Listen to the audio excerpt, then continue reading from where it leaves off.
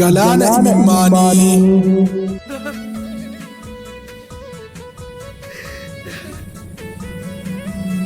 Shira jarri tantu falfalan hiikamni kan teettee lakkooftu salphatti hin dhumanne hedduu ofirraa hiikni bara daruu ceene. Haa ta'uutii garuu gochi hamaan akkanaa takkuun mudanne kunoo bara kana barritti salphanne barri akka hoolaa mormatti muramne ijaaf gurra keennan barana argine barana dhageenye jiruu koo keessatti wanti akkanaa kun takkuu nun qunnamne.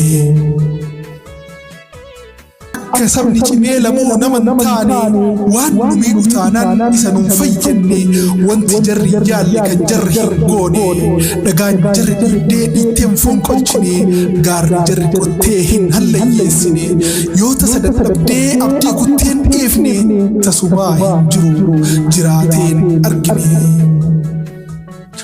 Faallaa fedhii jaraa tattaafannee kaanee isa duraa caaloo warree baay'annee fedha rabbiitiin kan nu har'a geenne malee silaa akka jaraa duruu daaraa taane.